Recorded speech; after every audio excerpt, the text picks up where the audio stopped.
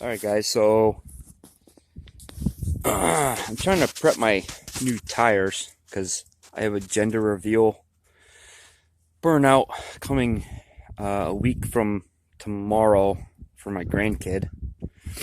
So I wanted to get the new tires and prep them because I'm old school and I like the white letter look. And I've been trying to color them in with these paint pens that I got off of Amazon. So I ordered the Tire Ink paint pens because I saw that advertisement for the last 5 weeks every time I logged into Facebook. And I got some acetone from the local hardware store.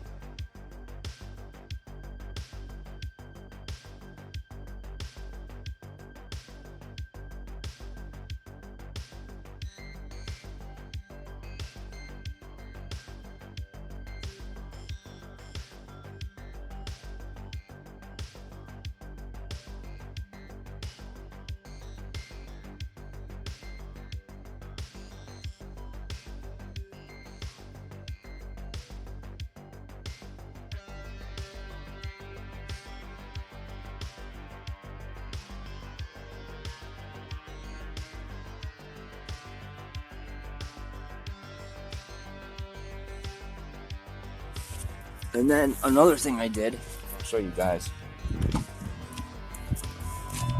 So I got this Z Edge camera. I got this for Christmas actually. And I'll give you guys the model number once I grab the box. I can't reach it. Hold on. So this camera system is actually pretty cool because this being 2012, I don't have like a backup camera on my spoiler. So this is what I got for Christmas. This is the Z Edge Z3D, and this thing is comes with a forward mounted camera and a rear mount camera. Okay, so I played with the front mount camera for a little while, and then yesterday before the gender reveal burnout, I mounted the back camera, ran my lines. I was in a hurry, so I still got to do some more finishing touches on it. But when you start it up and look at the screen, I now have a forward facing and a rear facing camera. Another thing I like about this, it's not expensive, it's in high definition. I believe the default resolution on the forward camera is 2450 until you mount the rear camera, and then it reduces to 1920, but it's still 1080p. And it does audio as well with GPS. So if you look here, there's a round part that plugs in to the camera, and then your USB goes from here to the camera. And what you do is when you take your SD card out and you put it in your computer, it'll show you everywhere you went, what roads you were on, how fast you were going. Not that I really need that, but the one feature I really like about this camera is that it has a motion sensor. So what happens is if the car's sitting in my driveway and it's like 3 o'clock in the morning and someone comes on our property and walks in front of my car, that thing automatically records it in high definition. So I really liked that idea, and it works pretty good. So she definitely hooks better. The 245s, you can just boil them first, second, third, fourth. It's just these bigger tires, it's harder. I was gonna get the burn box from Z Automotive, and I couldn't get it in time So I was gonna do it old school and tried 2-footing the 3-pedal, and it just didn't work out. I just didn't have enough time to practice. So I just dumped it and let her eat. She didn't even wheel hop. She hooked. I mean, we smoked tires. It was successful, but it was a little tricky, but we did it. So we did the old school yesterday for the burnout, and we took ham cooking spray and sprayed it on the side of the car. So all this will come right off in a little bit. I'm going to the car wash to wash it off. But these tires, even though they're only 275s, and what came stock was 245s, even the traction control was a little bit more difficult than I had anticipated.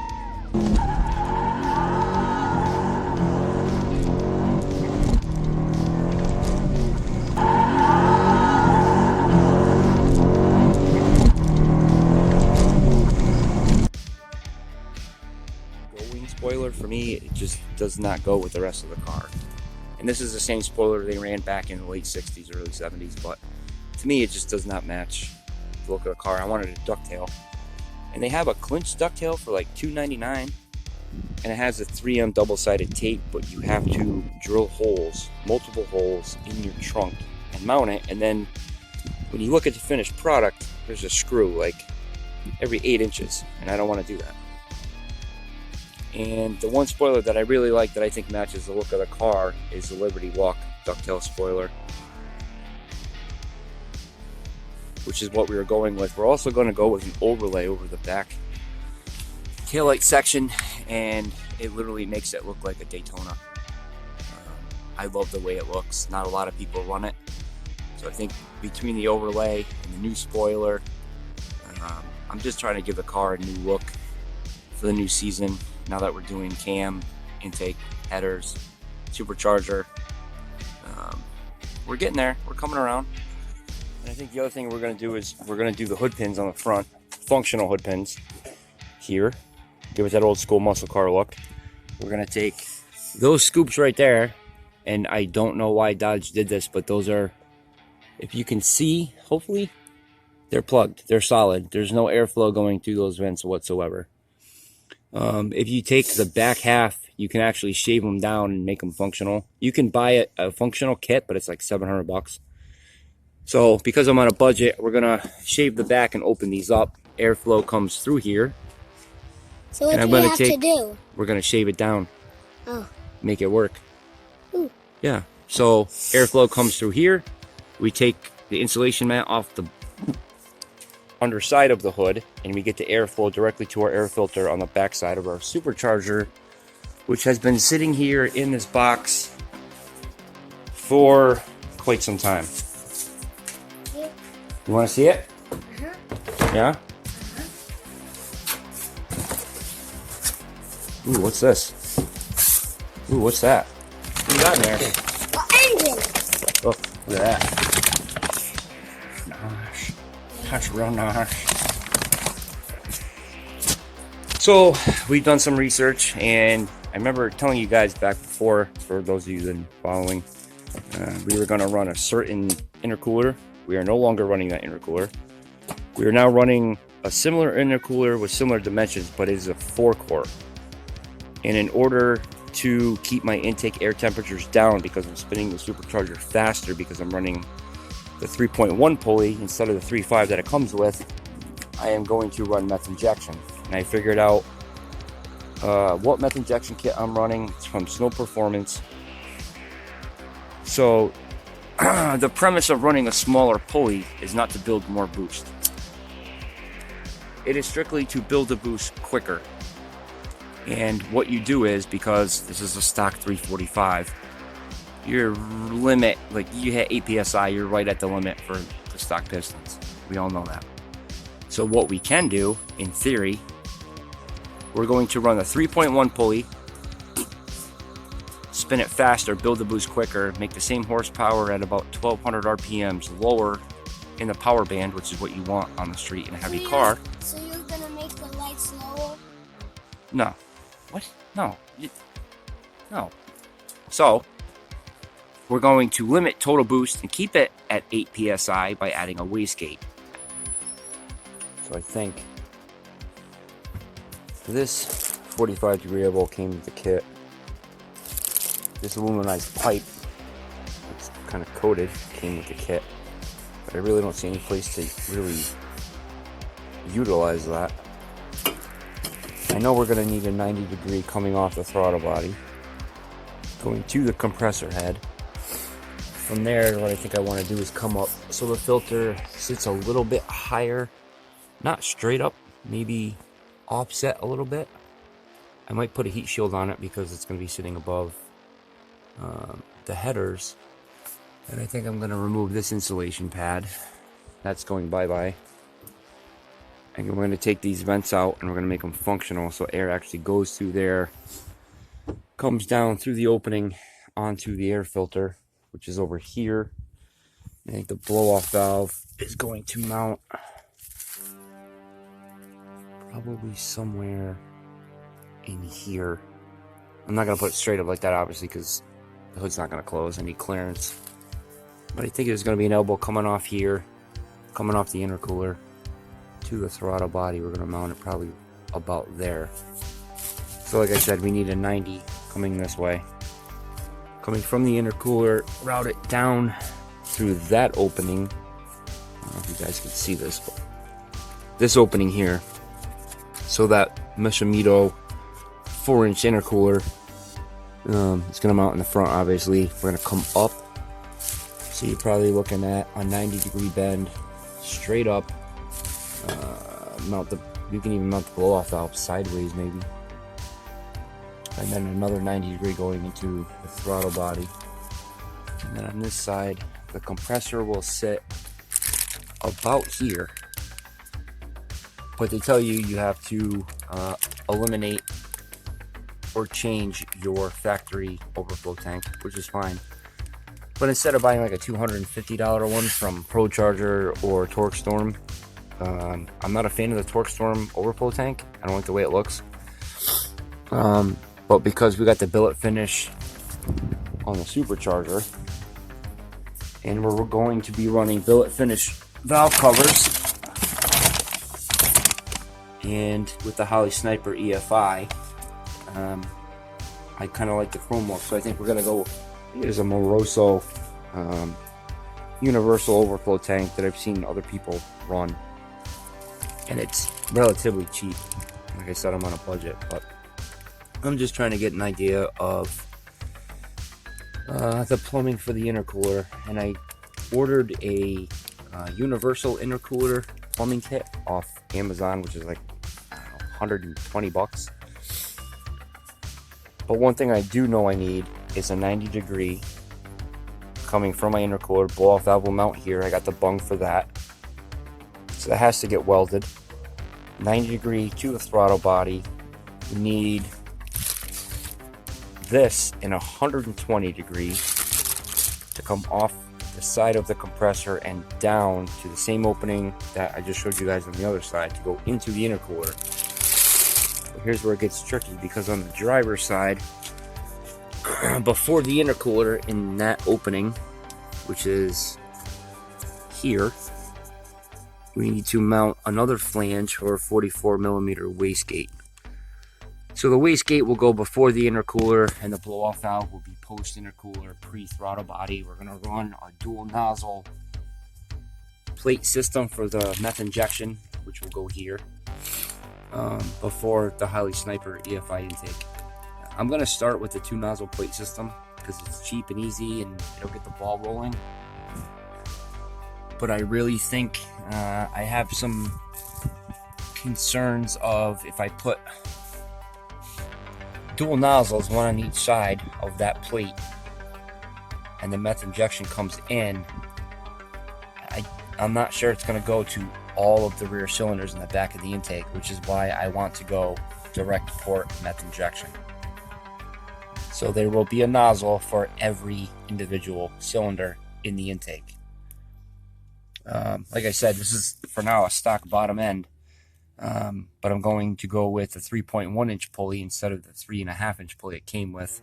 And like I said, not to build more boost, I just want to build it quicker. And from the dyno results I've seen, I'll show you guys the dyno results, and I'll put a link in the description. They're gaining like 75 horsepower, 80 foot-pounds of torque. Just by running a smaller pulley, you're not building more boost, you're just building it quicker.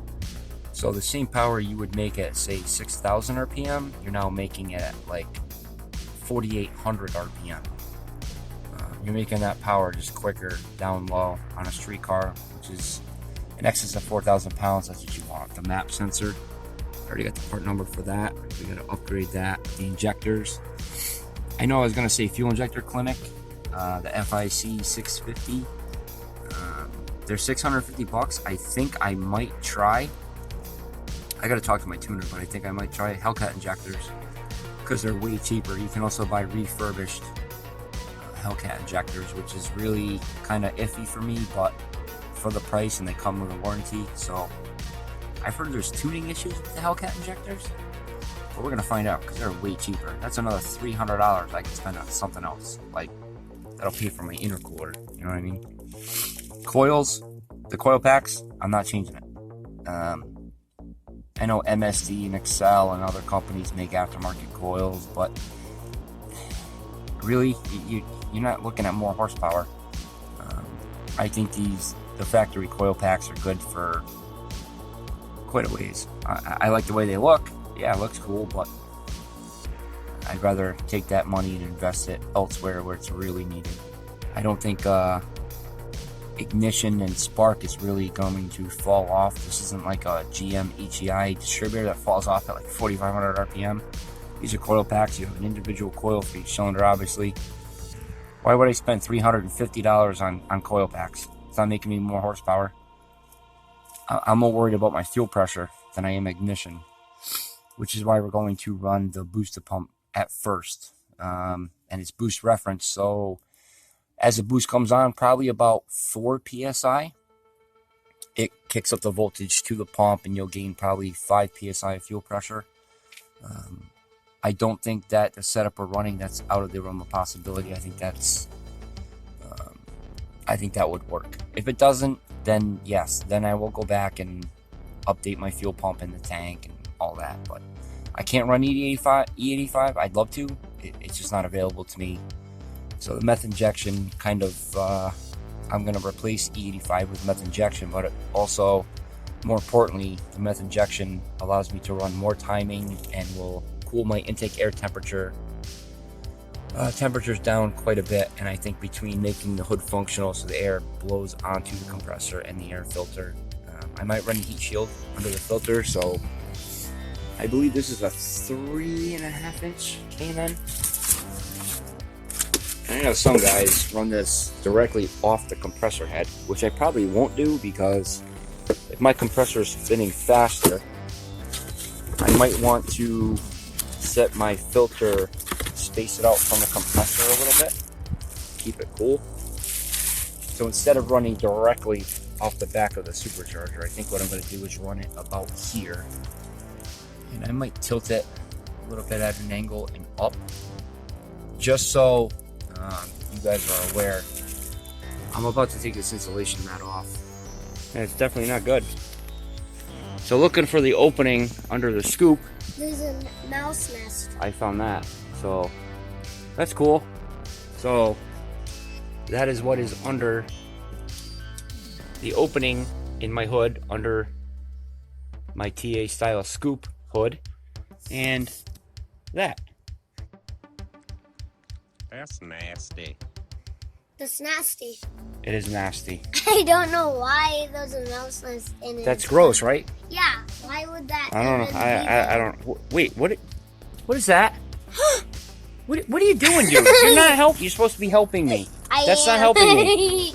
All right. So we got the hood insulation pad removed, and this is what the rough opening looks like underneath the TA style hood. There is a screw right here. Oh, I must have missed that one.